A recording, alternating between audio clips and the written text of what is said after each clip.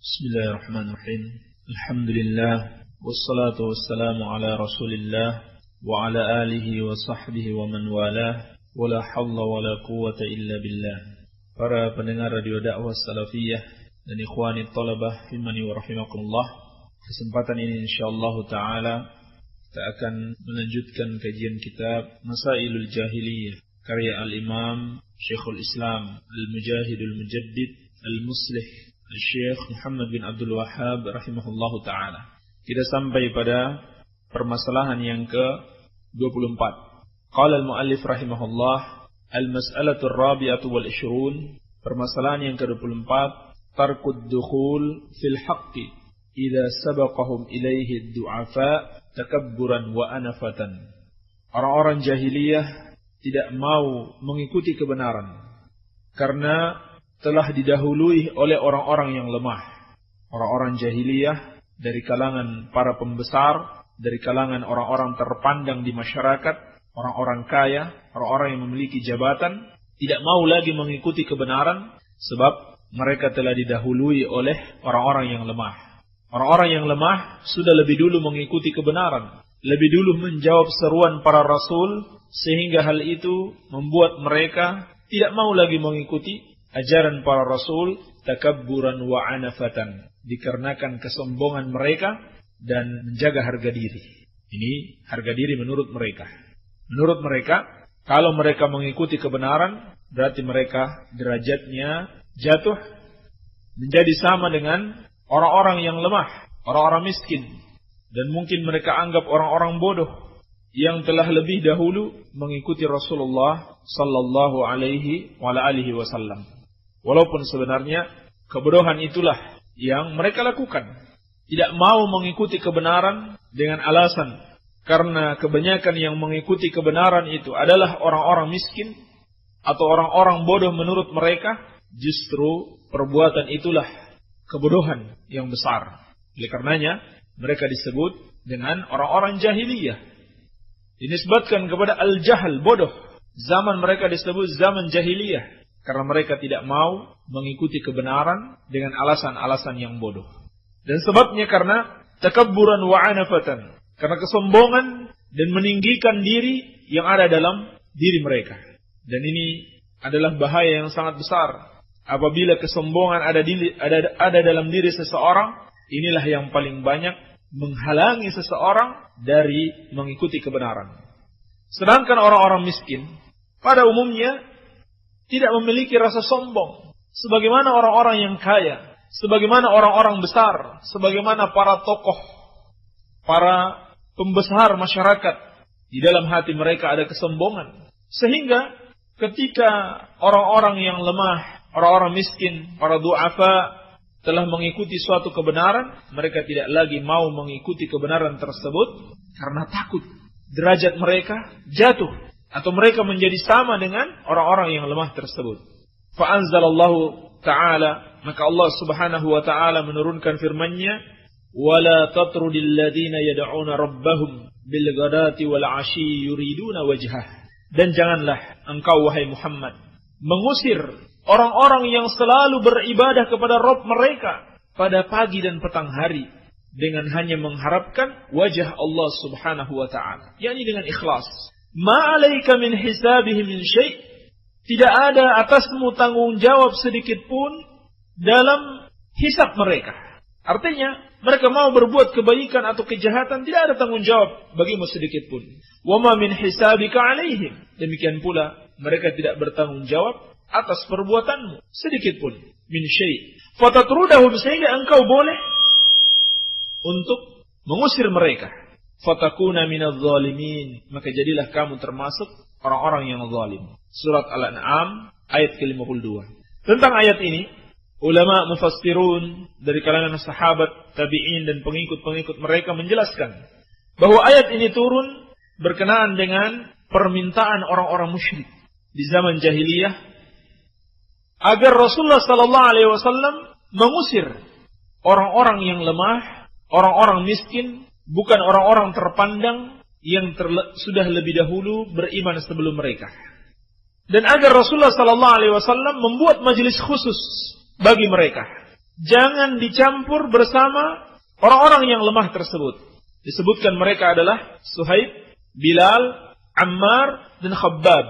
Ini adalah para sahabat yang awal-awal masuk Islam di masa pertama Rasulullah sallallahu alaihi wasallam menyerukan dakwah kepada manusia.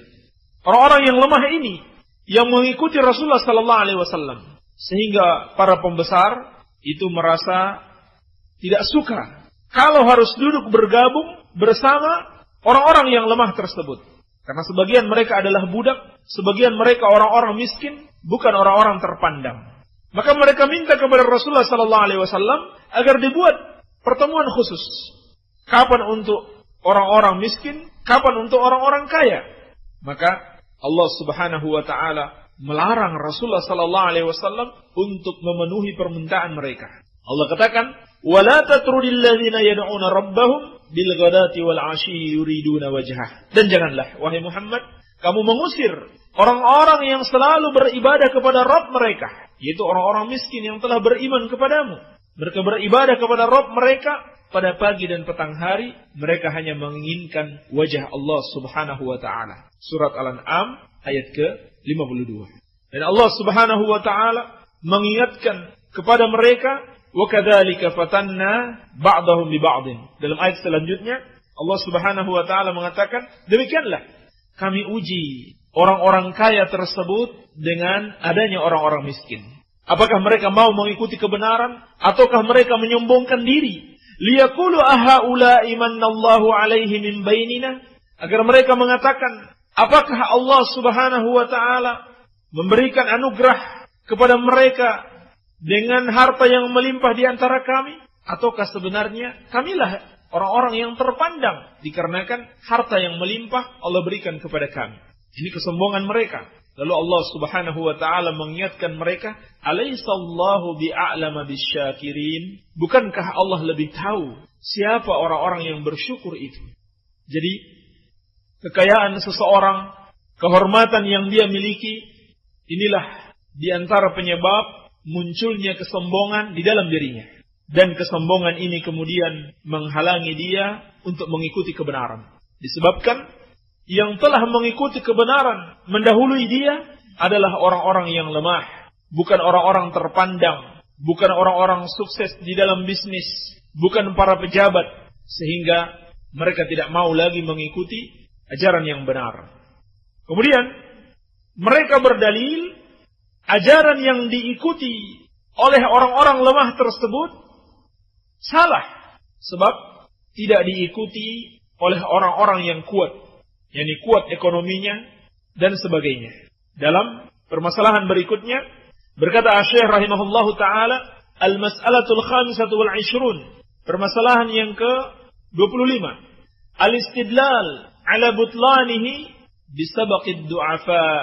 Mereka berdalil akan kebatilan suatu ajaran atau kebenaran ajaran Islam, ajaran yang berasal dari Rasulullah sallallahu alaihi wasallam dan para sahabatnya. Mereka anggap itu salah disabaqid du'afa, dikarenakan yang mengikuti ajaran tersebut adalah orang-orang yang lemah. Pada umumnya yang mengikuti ajaran tersebut bukan orang-orang kaya, bukan para pejabat, bukan tokoh-tokoh masyarakat, apalagi yang disebut tokoh-tokoh agama. Justru yang mengikuti ajaran itu orang-orang yang dianggap sebelah mata oleh masyarakat, karena dia bukan tokoh agama, bukan pula tokoh masyarakat, bukan pejabat, bukan orang terhormat, bukan pula orang kaya. Lalu hanya karena itu mereka mengatakan kalau begitu ajaran yang mereka mengikuti itu salah.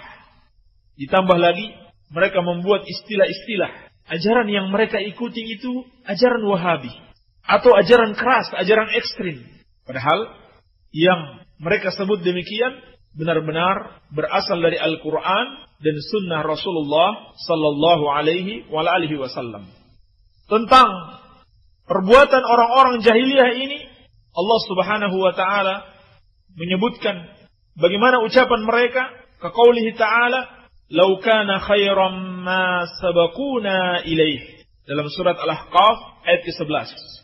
Orang-orang musyrik mengatakan, andaikan ajaran yang dibawa oleh Rasulullah sallallahu alaihi wasallam itu baik, ma sabaquna ilaih, tentunya orang-orang yang lemah, orang-orang miskin tidak akan mendahului kita di dalam beriman kepada Rasulullah sallallahu alaihi wasallam. Ini dalil mereka.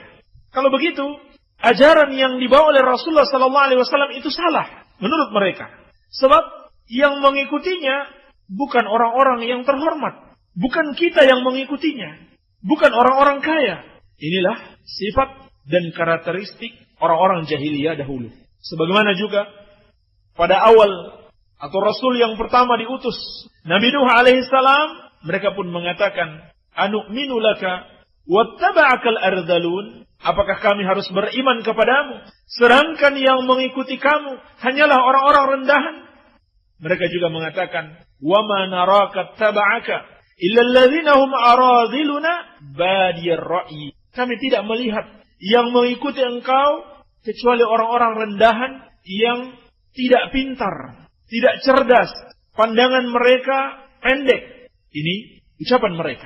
Demikian pula orang-orang kaya, orang-orang yang Allah berikan kenikmatan harta, ketika diutus kepada mereka Rasul, mereka menolak. Wa ma arsalna fi qaryatin min nadhirin illa qala mutrafuha inna bima ursiltum bihi kafirun.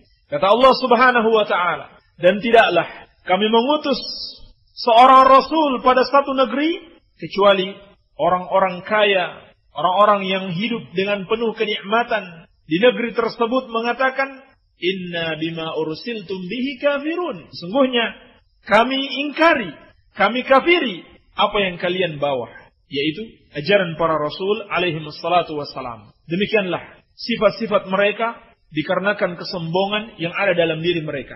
Oleh karenanya Nabi sallallahu alaihi wasallam ketika menjelaskan tentang kesombongan, beliau bersabda, al-kibru batrul haq wa ghamtun nas.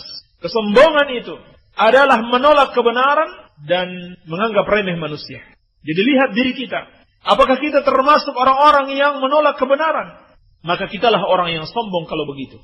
Apakah kita yang tidak mau mentauhidkan Allah dengan terus melakukan perbuatan syirik, berdoa kepada selain Allah, mengharap kepada selainnya, tawakal kepada selainnya, mengeluh kepada selain Allah, datang kepada dukun, meminta pertolongannya bukan minta kepada Allah? Maka inilah sebenarnya orang-orang yang sombong. Apakah kita orang yang tidak mau sujud dan tidak mau ruku kepada Allah Subhanahu wa taala sebanyak 5 waktu dalam sehari?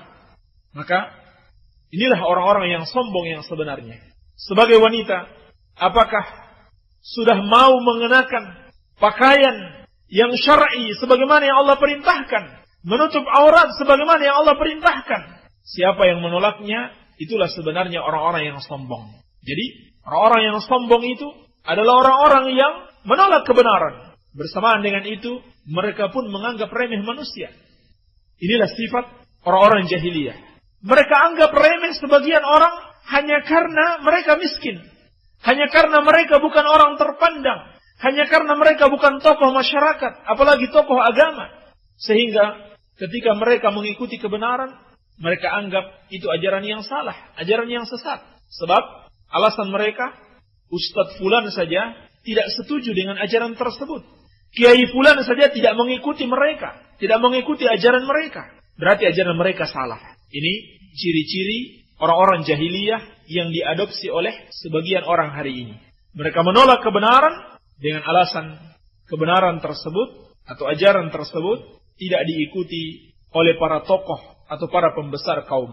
Maka janganlah kita mengikuti sifat-sifat orang-orang jahiliyah. Alhamdulillah, inilah penjelasan permasalahan atau karakteristik jahiliyah yang ke-24 dan ke-25. Semoga ada manfaatnya. Wabillahi taufik walhamdulillahi rabbil alamin. Bismillahirrahmanirrahim. Alhamdulillah. Wassalatu wassalamu ala Rasulillah amma ba'd. Bismillah.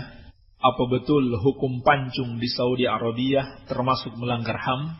Itu betul kalau menurut orang-orang kafir. Ini ucapan orang-orang kafir. Mereka lebih mementingkan yang namanya HAM dibanding hukum Allah Subhanahu wa ta'ala. Walaupun kenyataan yang sebenarnya, mereka itu justru para pelanggar HAM yang sejati. Lihat berapa banyak yang dibunuh oleh pasukan Amerika di Irak. Berapa banyak yang mereka bunuh di Afghanistan? Kaum muslimin itu. Bukan orang-orang kafir yang mereka bunuh, kaum muslimin. Lalu, di sisi lain mereka berbicara tentang HAM. Ini dusta, kebohongan belaka. Dengan mudahnya mereka tumpahkan darah kaum muslimin. Lalu, pada saat yang lain, mereka berbicara tentang hak asasi manusia.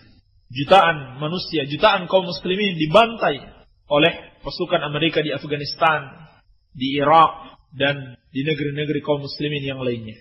Adapun hukum yang ada di Arab Saudi, itu bukan membunuh manusia, bukan memancung manusia yang tidak bersalah. Memang dia pantas dibunuh. Kenapa? Karena dia telah membunuh orang lain.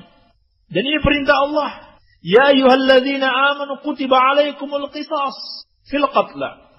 Wahai orang-orang yang beriman, diwajibkan atas kalian qisas di dalam pembunuhan. Bunuh, dibalas bunuh. Nyawa dibayar nyawa. Ini keadilan. Dan Allah mengatakan, walakum fil qisasi hayatun ya ulil albab, la'allakum tattaqun. Dan sesungguhnya untuk kalian di dalam hukum qisas itu terdapat kehidupan, wahai orang-orang yang berakal. Kalau kalian berakal, kalau kalian memiliki akal sehat, sesungguhnya kalian memahami di balik hukum qisas itu ada kehidupan. Apa itu? Yaitu orang-orang yang akan membunuh menjadi takut. Orang-orang yang akan melakukan kejahatan pembunuhan itu akan menjadi takut. Kalau dia tahu, dia akan dibalas bunuh. Bukankah begitu? Berbeda kalau dia tahu, paling dipenjara 5 tahun. Kalau berkelakuan baik bisa dikeluarkan. Atau kalau punya duit, bisa disogok hakimnya, sudah keluar, bebas. Atau bisa minta pemaafan dari raja atau presiden.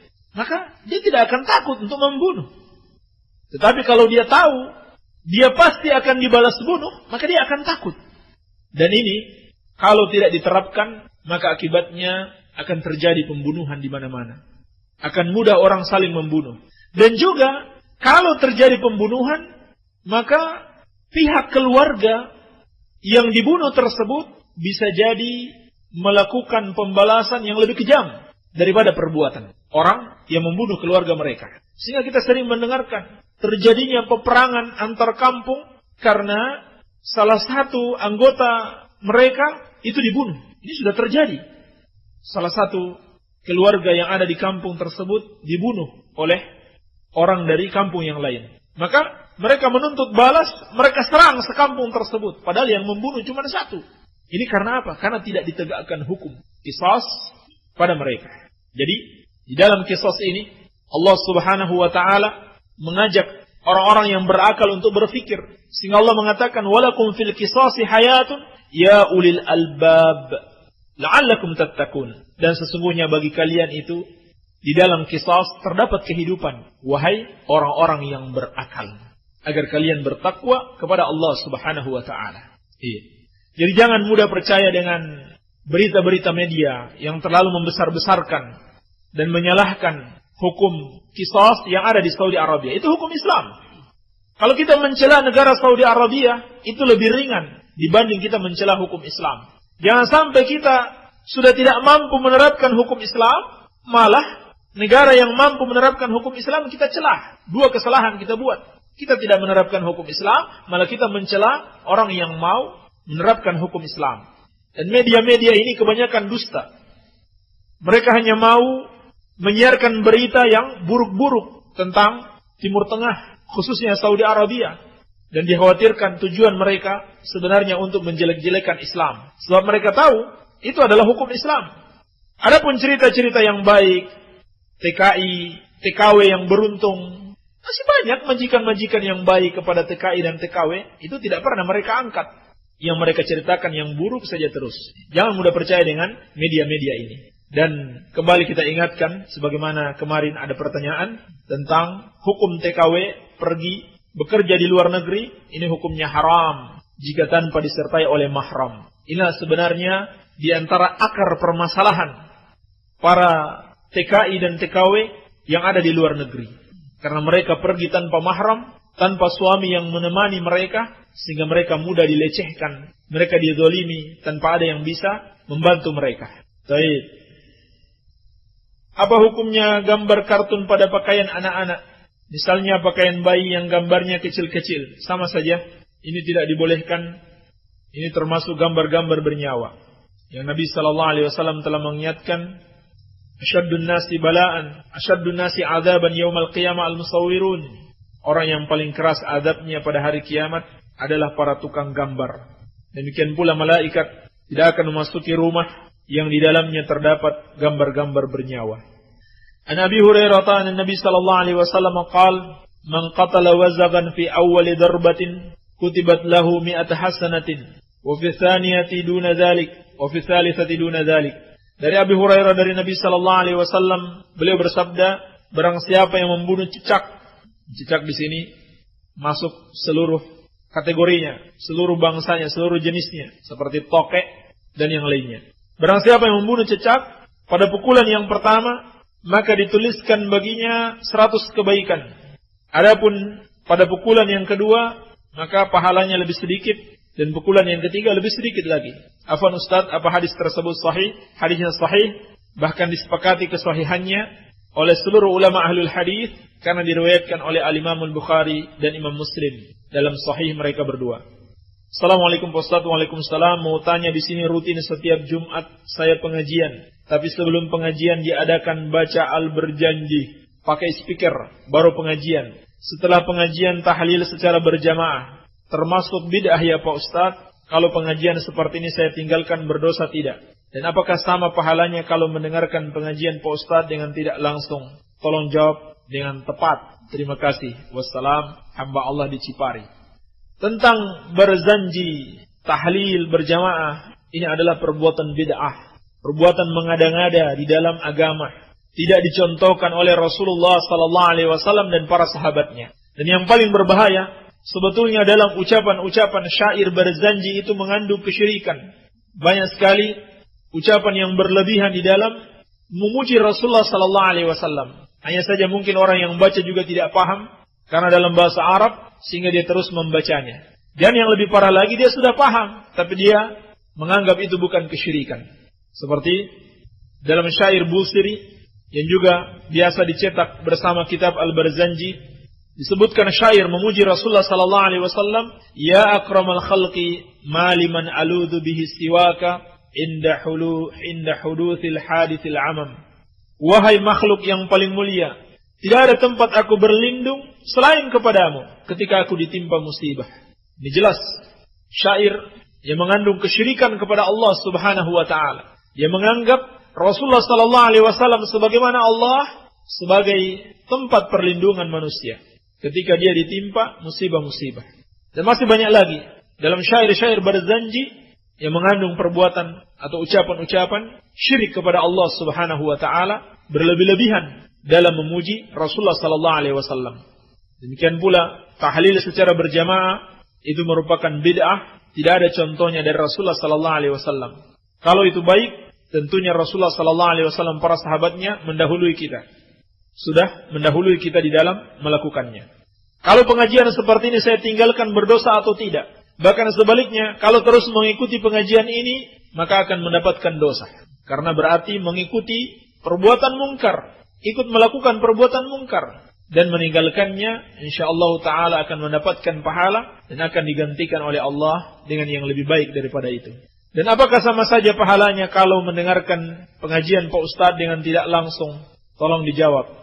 Tentunya menghadiri pengajian di majelis ilmu dengan duduk di majelis ilmu itu berbeda dengan tidak menghadirinya secara langsung. Tetapi dengan syarat yang dihadiri itu betul-betul majelis ilmu, bukan majelis bid'ah. Pahala penting kita kejar di dalam talabul ilmi, namun yang lebih penting dari itu adalah ilmu yang terkandung di dalamnya. Kalau majelis ilmu diisi dengan kebid'ahan, maka dipastikan itu bukan majelis ilmu yang benar-benar berdasarkan Al-Quran dan As-Sunnah. Sehingga tujuan kita menuntut ilmu tidak akan tercapai kalau kita mengikuti majelis-majelis tersebut. Baik, afwan Pak Ustaz. Assalamualaikum. Waalaikumsalam. Ana ingin tahu selain mazhab Syafi'i, siapa saja dan ulama yang masih diambil ilmu di masa sekarang. Banyak sekali ulama di masa sekarang. Ulama-ulama, terutama ulama-ulama yang ada di dua kota suci, di Makkah dan di Madinah. Kalau pergi ke Makkah umrah, coba lihat, biasanya habis maghrib ada para ulama yang mengajar, yang duduk di kursi, ada kursi-kursi khusus yang disediakan, itu ulama. Masih banyak ulama di zaman ini. Baik. Dan tidak semua orang yang mengaku mazhab Syafi'i itu dapat diambil ilmunya. Bahkan seringkali orang yang mengaku mazhab Syafi'i, apa yang dia amalkan tidak sesuai dengan ajaran al-Imam Syafi'i rahimahullahu ta'ala. Atau dia hanya mengikuti Imam Syafi'i dalam masalah fikih. Dalam masalah akidah dia ikuti tasawuf atau Asy'ariyah. Padahal Imam Syafi'i sangat membenci tasawuf, sangat membenci yang namanya tarekat sufiyah dan aliran-aliran sesat, filsafat, ilmu kalam dan yang lainnya. Ini yang banyak terjadi. Dia dikenal sebagai pengikut Syafi'i, ulama Syafi'i. Tapi hanya dalam masalah fikih. Dalam masalah akidah, dalam masalah iman, dia tidak mengikuti Imam Syafi'i. Ini yang terjadi. Maka lihat apakah yang diajarkan sesuai dengan Al-Quran dan As-Sunnah, sesuai yang dipahami oleh Rasulullah SAW para sahabatnya atau tidak. Ini yang paling terpenting. Syekhul Anam Cipari, apakah diperbolehkan semaan Al-Quran secara berjamaah? Kalau dengan semaan artinya mendengar ya. Baik. Kalau maksudnya untuk belajar, maka tidak mengapa insyaallah ta'ala. Kitab Al-Kabair yang ditulis oleh Syamsuddin Abu Abdullah Muhammad bin Ahmad bin Uthman bin Qaimaz Al-Turkumani Al-Fariqi Ad-Dimashqi Asy-Syafi'i. Nah, ini contoh ulama Syafi'i yang sebenarnya. Imam Az-Zahabi. Diterjemahkan oleh Abu Zufar Imtihan Asy-Syafi'i, penerbit pustaka Arafah Shaloh. Apakah dari Ma'had Salaf atau bukan? Dari Aang Majenang. Saya tidak tahu penerbitnya, tidak tahu juga penerjemahnya, tetapi penulisnya adalah ulama Ahlus Sunnah wal Jamaah. Salah seorang ulama dari mazhab Syafi'i yang dikenal dengan nama Al-Imam Az-Zahabi rahimahullahu ta'ala. Dan beliau adalah salah seorang murid Syekhul Islam Ibn Taimiyah. Dan Syekhul Islam Ibn Taimiyah mazhabnya dalam fikih itu Hambali. Dan muridnya ini Syafi'i. Demikian pula Imam Ibn Katsir, Syafi'i, guru beliau Syekhul Islam Ibn Taimiyah Hambali. Jadi yang menjadi ukuran untuk mengikuti seorang ulama adalah kecocokan dia dengan Al-Quran wa Sunnah sesuai pemahaman salaf. Baik. Assalamualaikum Kiai Kamilin dari Cilacap. Pernah dalam pengajiannya menyampaikan solat jamaahnya orang-orang NU dihalangi syaitan. Dan solat jamaahnya aliran Wahabi dibantu syaitan. Maaf minta nasihat untuk pelurusan bagi yang suka menjelekkan organisasi lain by Ahmad Lakbok. Apa maksudnya?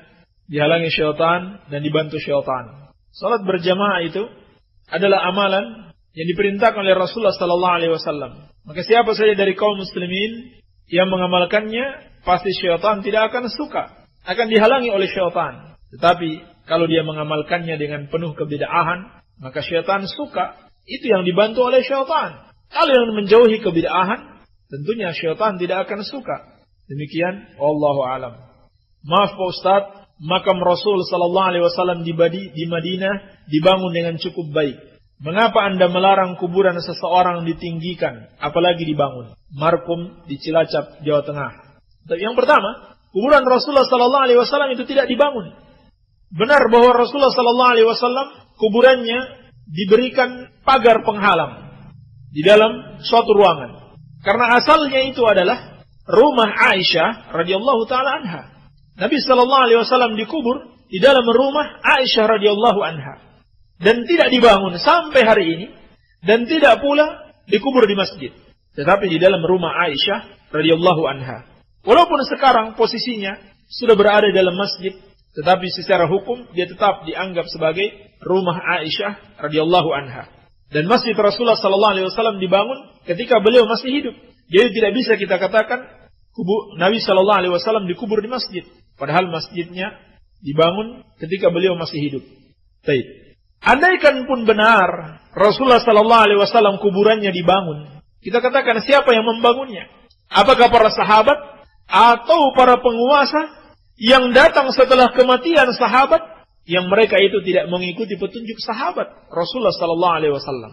Jadi, kalaupun benar kuburan Rasulullah sallallahu alaihi wasallam itu dibangun, itu bukan dalil. Sebab yang membangunnya adalah orang-orang yang menyelisihi sunnah. yakni para penguasa yang datang setelah para sahabat, penguasa yang berkuasa setelah sahabat yang berkuasa di Madinah khususnya, bukan para sahabat Rasulullah sallallahu alaihi wasallam. Iya. Oleh karenanya, ketika perluasan Masjid Nabawi dan rumah Aisyah sampai kuburan Rasulullah sallallahu alaihi wasallam pada akhirnya masuk di areal masjid, masih ada sahabat yang hidup pada waktu itu, sisa-sisa mereka, dan mereka mengingkari.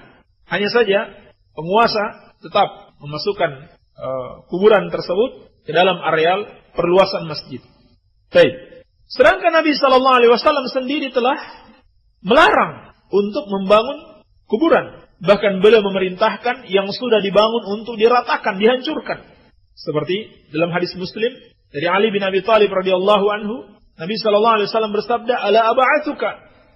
Atau kata Ali bin Abi Thalib kepada pegawainya, "Sesungguhnya engkau akan aku utus ala ma ba'athani alaihi Rasulullah sallallahu alaihi wasallam." Sebagaimana Rasulullah sallallahu alaihi wasallam dulu telah mengutusku.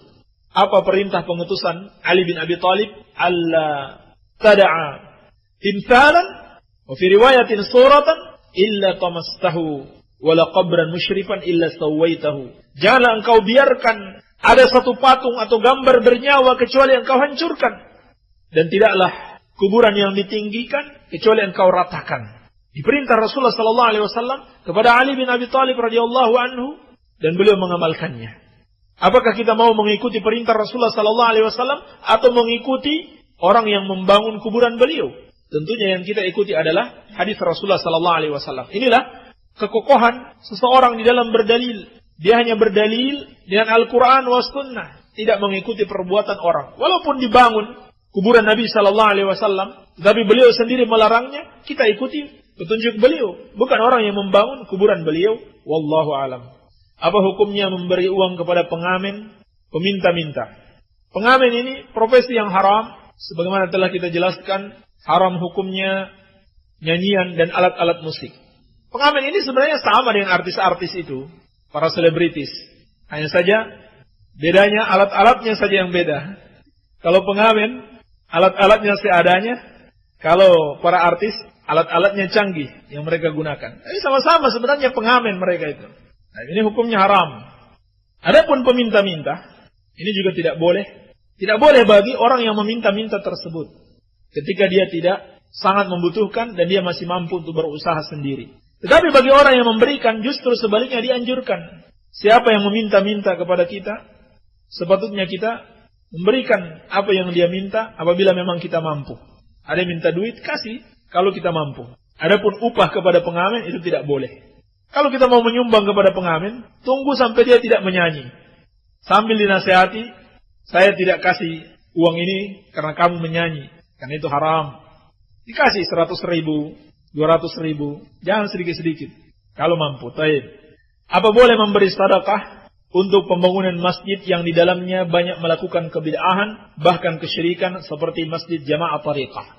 Ini masjid Dirar, serupa dengan masjid Dirar di zaman Rasulullah sallallahu alaihi wasallam yang dibangun untuk syirikan kepada Allah dan memberikan kemudaratan kepada kaum muslimin. Dan Nabi sallallahu alaihi wasallam merintahkan sahabat untuk membakar masjid tersebut. Jadi di masa Rasulullah sallallahu alaihi wasallam ada masjid yang dibangun, tapi Rasulullah SAW perintahkan untuk dibakar. Menunjukkan bahwasannya tidak boleh kita tolong-menolong atau membantu pembangunan masjid yang di dalamnya akan digunakan sebagai tempat kesyirikan kepada Allah Subhanahu wa taala. Di kampungku katanya keluarga yang akikah enggak boleh makan dagingnya. Kemudian aku bertanya siapa yang melarangnya? Katanya kiainya. Benarkah demikian? Ini tidak benar. Yang disunahkan keluarga boleh makan akikahnya. Demikian pula korban dibagi sepertiga untuk dimakan, sepertiga boleh disimpan dan sepertiga untuk dihadiahkan. Baik, atau disedekahkan.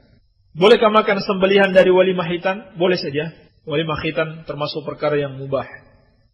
Di dalam hadis disebutkan tentang sunahkannya berwudu sebelum hendak tidur. Apabila sudah berwudu kemudian batal wudunya baik ketika hendak tidur atau sedang tidur, apakah harus mengulangi wudu lagi? Kalau sebelum tidur, sunahkan untuk berwudu lagi, tapi tidak harus, tidak diwajibkan. Siapakah Syekh Abdul Qadir Jailani itu? Dikatakan beliau termasuk ulama ahlu sunnah, tetapi memiliki beberapa kesalahan. Hanya saja yang menjadi masalah, banyak orang yang mengklaim pengikut beliau, mengikuti ajaran beliau, padahal beliau tidak pernah mengajarkan kebid'ahan dan kesyirikan-kesyirikan sebagaimana yang dilakukan oleh orang-orang yang mengklaim tersebut. Ini yang harus dicermati. Siapapun dia, teladan kita adalah Rasulullah sallallahu alaihi wasallam dan para sahabatnya, bukan orang-orang yang datang setelah mereka, bukan generasi setelah mereka, kecuali generasi tersebut atau ulama tersebut, apakah Syekh Abdul Qadir Jilani atau yang lainnya, mengikuti Rasulullah sallallahu alaihi wasallam dan para sahabatnya. Kalau tidak, maka kita tidak ikuti. Pengobatan terapi ikan itu syar'i atau tidak? Bagaimana bentuknya pengobatan terapi ikan? Kita belum tahu. Silakan dikirim lagi SMS-nya keterangan. Katanya di kolam ada ikan, terus badannya dimasukkan, sama ikan dicium-cium. Ya tidak apa-apa kalau terbukti secara ilmiah bisa menghilangkan penyakit-penyakit tertentu. Sepanjang kita tidak meyakini ikan tersebut sebagai penyembuh, dia hanya sebab. Iya. Mungkin kuman-kuman yang ada di tubuh kita, kebetulan itu makanan ikan. Jadi dia makan kuman tersebut, jadilah orang yang sakit itu sembuh. Wallahu alam. Apakah doa itu bisa merubah takdir? Terdapat satu hadis yang sahih, bahwa Nabi sallallahu alaihi wasallam mengabarkan doa dapat merubah takdir, tetapi dijelaskan oleh Syekh Al-Utsaimin rahimahullahu taala, itu bukan berarti bahwa Allah belum menakdirkan perubahan tersebut. Tetapi kata beliau, orang yang berdoa dan dirubah takdirnya setelah dia berdoa, itu pun tercakup dalam takdir Allah Subhanahu wa taala. Karena seorang mukmin harus meyakini semua yang terjadi di alam ini itu dengan takdir Allah Subhanahu wa taala. Apa hukumnya jualan kaset VCD dan DVD? Tergantung isinya. Kalau isinya lagu-lagu, alat musik atau film-film, maka ini kemaksiatan, tolong-menolong di dalam dosa dan memakan harta manusia dengan cara yang batil. Memakan makanan yang hasil yang haram dari menjual barang-barang yang haram. Kalau yang dia jual adalah sesuatu yang bermanfaat seperti pelajaran, baik pelajaran umum maupun pelajaran agama khususnya, ceramah-ceramah agama, itu bagus. Baik. Saya mengimami salat subuh, beberapa saat sebelum saya batal, kemudian saya lanjutkan sampai salam. Saya bingung karena hampir selesai. Berdosakah saya karena keberdoaan ini? Ini salah. Mestinya orang yang imam yang sudah batal, dia meminta salah satu makmumnya untuk menggantinya dengan memberi isyarat. Dan salatnya tidak sah, dia harus mengulangi lagi. Mohon sebutkan nama-nama dan dari kelompok apa para pembunuh Umar, Utsman, Ali radhiyallahu anhum untuk pelajaran bagi umat Islam. Pembunuh Umar itu orang Majusi, orang Persia, orang Iran. Persia itu sekarang adalah negara Iran yang benci kepada Umar bin Khattab dikarenakan beliau yang memerintahkan untuk menyerang orang-orang Persia ketika mereka tidak mau masuk Islam dan tidak mau membayar jizyah. Maka sampai hari ini pun anak cucu mereka, yaitu orang-orang Syiah yang ada di Iran, sangat benci yang namanya Umar bin Khattab radhiyallahu taala anhu. Lalu Abu Lu'lu' namanya, Abu Lu'lu' al-Majusi membunuh Umar bin Khattab. Dan menurut referensi Syiah, mereka mengklaim jenazahnya itu dibawa ke Iran. Jenazahnya Abu Lu'lu' setelah dibalas bunuh, atau dia sebenarnya dia bunuh diri. Setelah dia membunuh Umar, dia lari dan tertangkap. Lalu belum sempat dia dibalas qisas, dia bunuh diri sendiri. La'anahullah. Lalu kata orang-orang Syiah, jasadnya dibawa ke Iran. Sehingga sampai hari ini di Iran itu ada satu kuburan yang mereka buat megah, mungkin sama seperti kuburan Wali Songo di Indonesia. Mereka buat megah dan mereka klaim ini kuburnya Abu Lu'lu' yang menikam Umar. Lalu mereka sembah kuburan tersebut. Jadi penyembahan terhadap kuburan, berdoa kepada penghuni kubur, atau anggapan ini adalah kuburan keramat, itu asalnya kalau dalam umat Islam ini dari orang Syiah. Walaupun klaim kuburan Abu Lu'lu' ini belum tentu benar. Adapun yang membunuh Utsman itu adalah orang-orang Khawarij, yang pada akhirnya mereka juga yang membunuh Ali bin Abi Thalib radhiyallahu taala anhum ajma'in. Ini orang-orang Khawarij. Kenapa mereka membunuh Utsman? Karena menurut mereka Utsman penguasa zalim katanya. Beliau telah berlaku nepotisme karena gubernur-gubernur, para menteri-menteri yang beliau angkat itu berasal dari kerabatnya. Dan beliau banyak memberikan hadiah kepada kerabatnya saja. Jadi inilah Khawarij dahulu. Tidak ada beda dengan Khawarij zaman sekarang. Penentangan mereka kepada penguasa. Karena apa? Anggapan mereka penguasa itu zalim. Dan mereka membunuh penguasa tersebut. Mereka memberontak kepada penguasa. Baik, ini pelajaran bagi umat Islam. Jangan sampai mengikuti Syiah dan mengikuti Khawarij. Dan asalnya pembunuhan Utsman itu terjadi diawali dengan berita-berita miring atau menjelek-jelekan Utsman di tengah masyarakat. Mereka provokasi masyarakat dengan menyebarkan berita-berita dusta tentang kejelekan Utsman. Ya, mereka katakan Utsman begini dan begitu. Disebarkan di masyarakat. Proses yang dilakukan oleh media massa hari ini. Tiap hari coba lihat. Presiden terlibat korupsi. Partai penguasa sarang koruptor. BBM dinaikkan dan seterusnya. Setiap hari itu yang mereka kerjakan. Tidak terkecuali sebagian kelompok yang mengaku kelompok Islam seperti Hizbut Tahrir, Ikhwanul Muslimin. Coba lihat buletin-buletin yang mereka terbitkan. Isinya caci maki terhadap penguasa. Caci maki ini semakin tersebar, masyarakat terprovokasi, bangkit mereka melakukan demonstrasi. Awalnya mereka lakukan demonstrasi kepada Utsman, minta beliau untuk turun jabatan. Tetapi Utsman menolaknya karena Rasulullah SAW telah berpesan kepada beliau untuk tetap mempertahankan pakaian yang Allah pakaikan kepadanya. Sampai akhirnya mereka membunuh Utsman radhiyallahu taala anhum ajma'in. Baik. Ustaz, saya mau tanya, kalau baca basmalah di awal surat ketika baca Al-Quran, yang bagus dibaca pelan atau keras? Kalau bukan di dalam sholat, dibaca seperti biasa, bukan dengan pelan. Kalau dalam sholat, yang disunahkan dibaca dengan pelan. So, saya mau tanya, jadi bengkel TV, DVD, dosa atau tidak?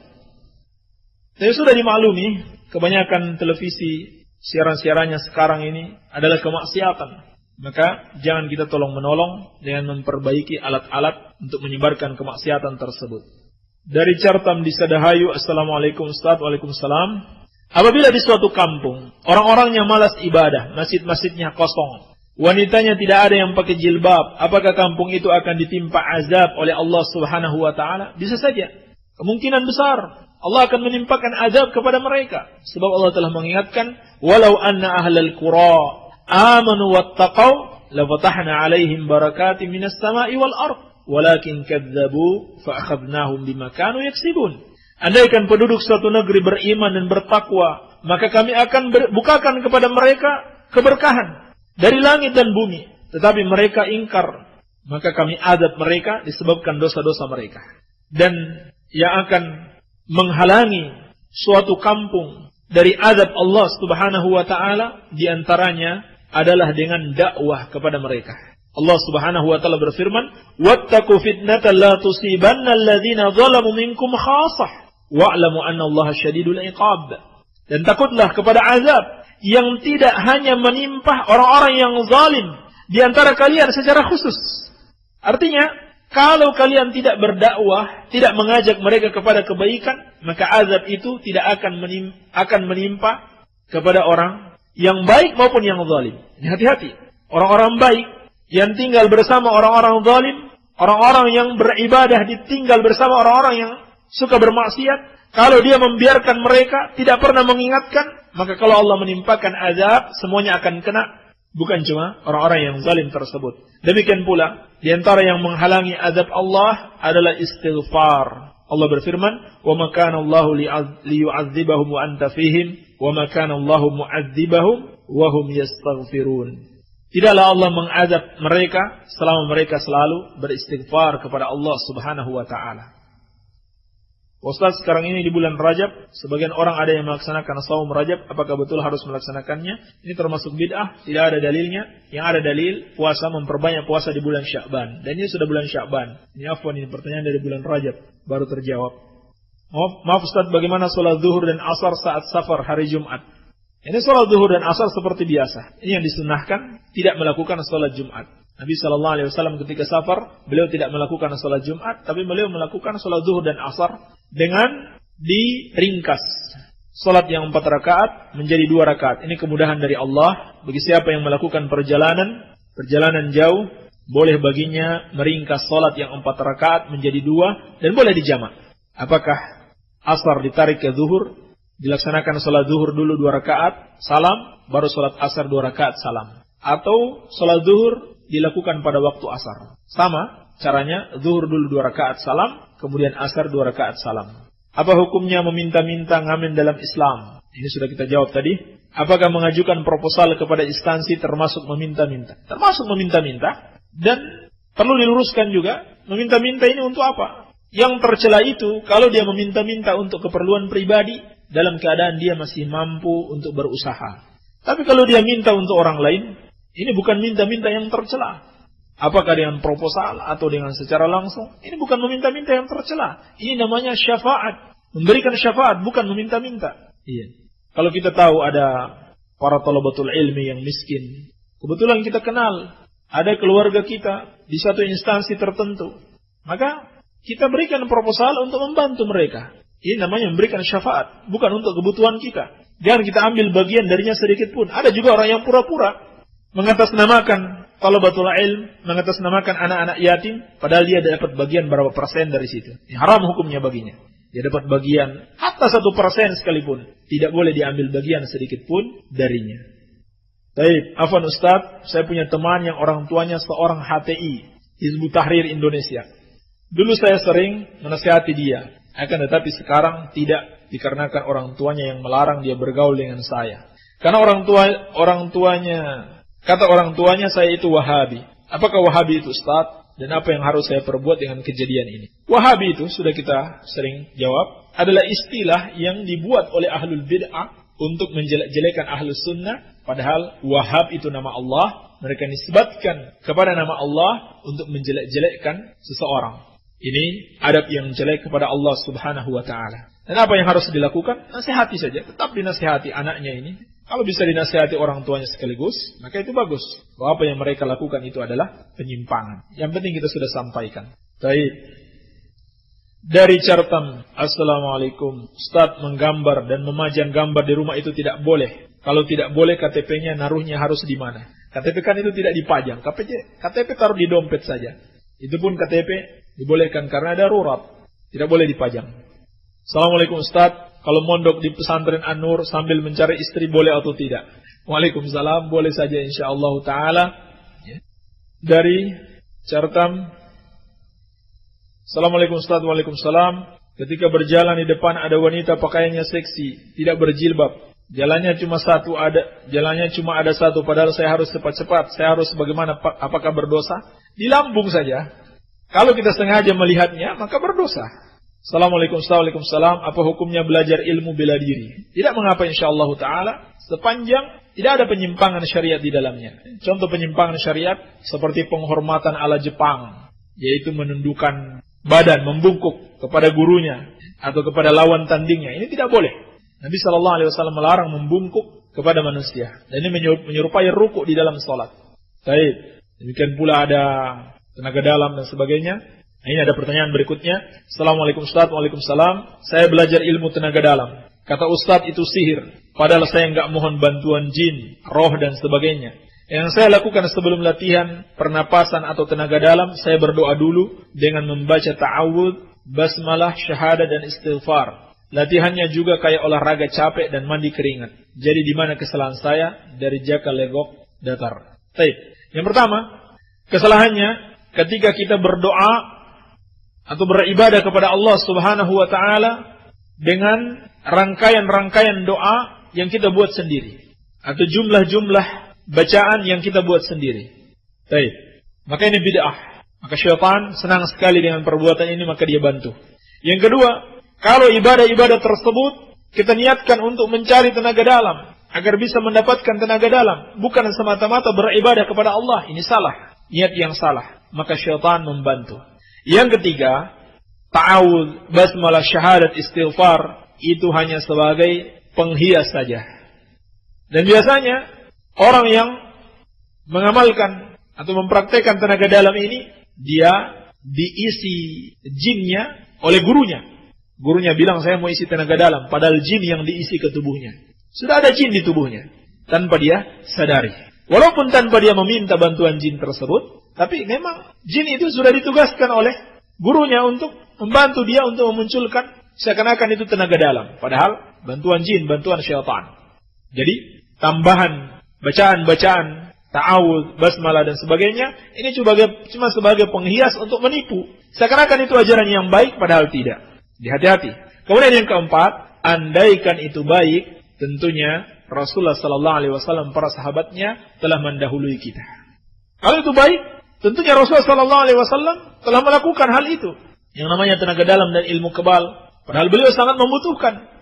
Sejarah kehidupan Rasulullah sallallahu alaihi wasallam, para sahabatnya dipenuhi dengan peperangan. Tidak ada satupun riwayat bahwa para sahabat itu punya tenaga dalam, memukul musuh dari jarak jauh, atau punya ilmu kebal, tidak mempan senjata tajam.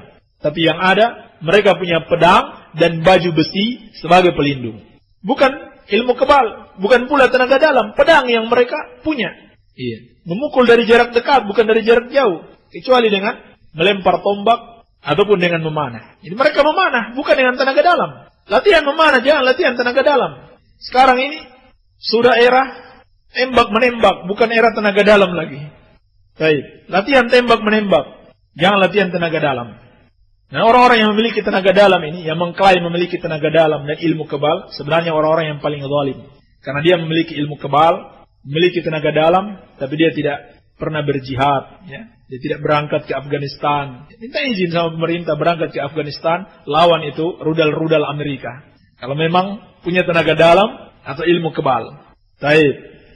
Ini tidak benar, ini tipuan syaitan kepada manusia. Oleh karenanya dengan ilmu kita dapat mengetahui ini tipuan syaitan dan ajaran yang benar. Taib. Di sini ada Ustadz NU berkata, jauhi salaf karena bisa dikucilkan dan bakal dijauhi teman-teman katanya.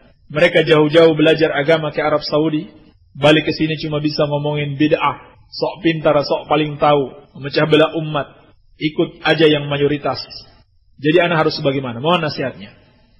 Sebenarnya ulama dahulu telah menasihatkan, seperti kata Abdullah bin Mas'ud radhiyallahu taala anhu, al-jama'atu wa ma wafaqal haqq wa in kunta wahdak.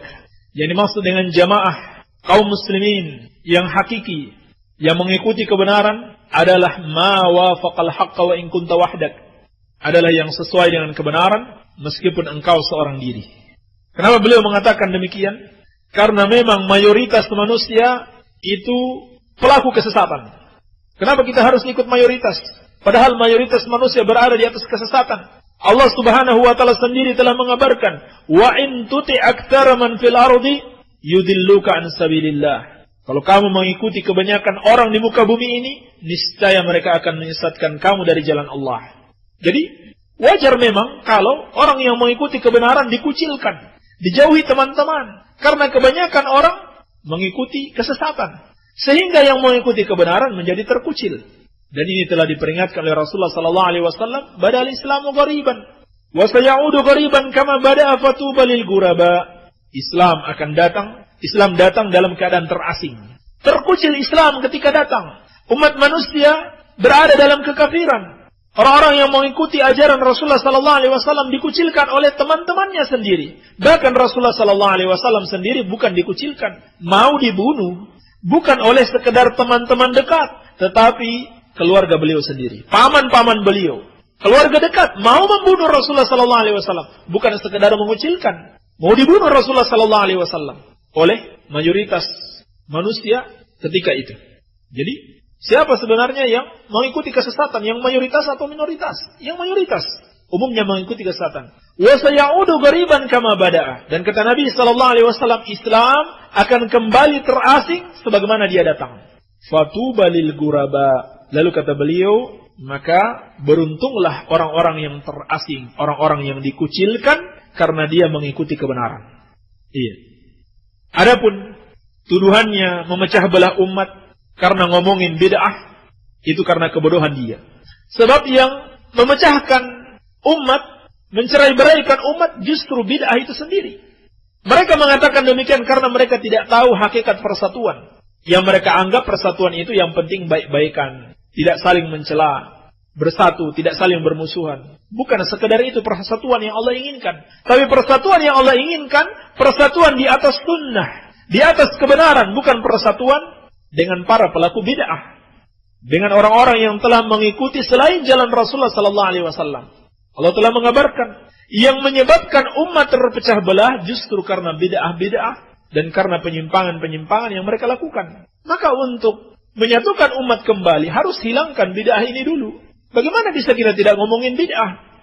Sementara itu perbuatan yang tercela. Sementara kita mengaku sayang dan cinta kepada kaum muslimin. Kenapa kita biarkan mereka melakukan bid'ah? Padahal kullu bid'atin dhalalah wa kullu dhalalatin finnar. Setiap bid'ah itu sesat yang akan menyebabkan mereka masuk neraka. Kalau kita cinta dengan mereka, mestinya kita ingatkan. Hati-hati dengan bid'ah, nanti kamu masuk neraka. Kalau kita biarkan berarti tidak sayang kepada mereka. Allah Subhanahu wa taala telah mengingatkan, "Wa anna hadza sirati mustaqiman fattabi'uhu wa la tattabi'us subula fatafarraqa bikum an sabili." Inilah jalanku yang lurus, yaitu jalan yang telah dilalui oleh Rasulullah sallallahu alaihi wasallam dan para sahabatnya. Ikutilah jalan itu, wa la tattabi'us subul, dan jangan kalian mengikuti as-subul, yaitu jalan-jalan yang lain selain jalannya Rasulullah sallallahu alaihi wasallam dan para sahabatnya. Fatafarraqa bikum an sabili, karena itulah yang akan menyebabkan kalian tercerai-berai dari jalan Allah. Apa yang menyebabkan tercerai-berai dari jalan Allah? Bid'ah-bid'ah yang tidak diajarkan oleh Rasulullah sallallahu alaihi wasallam. Tolong penjelasan sepakat jumhur ulama, apakah ini hanya ulama salaf saja? Tergantung. Kalau yang dimaksudkan ulama salaf atau seluruh ulama, tergantung orang yang mengatakannya. Baik. Dan kalau dikatakan sepakat, itu pendapat seluruh ulama. Kalau hanya dikatakan jumhur ulama, itu pendapat kebanyakan ulama. Pendapat kebanyakan ulama, dan itu belum tentu benar. Terkadang pendapat beberapa orang ulama itu lebih benar dibanding kebanyakan ulama. Tapi kalau sudah dikatakan sepakat seluruh ulama, maka itu sudah pasti benar, karena Nabi sallallahu alaihi wasallam bersabda, "Innallaha la yajma'u ummati 'ala dhalalah." Allah tidak akan membuat umatku sepakat di atas kesesatan. Bismillah, rokok adalah haram, bagaimana kalau sekedar menjualnya? Sama saja, menjualnya, membagi-bagikan gratis, itu termasuk tolong-menolong di dalam dosa. Tolong-menolong dalam dosa. Baik, barangkali ini yang bisa kita jawab pada kesempatan ini. Lebih dan kurangnya saya mohon maaf. Subhanaka Allahumma bihamdika, asyhadu an la ilaha illa anta, astaghfiruka wa atubu ilaik. Wassallallahu ala nabiyyina Muhammadin wa alihi wasallam, wa akhiru da'wana anil hamdulillahi rabbil alamin.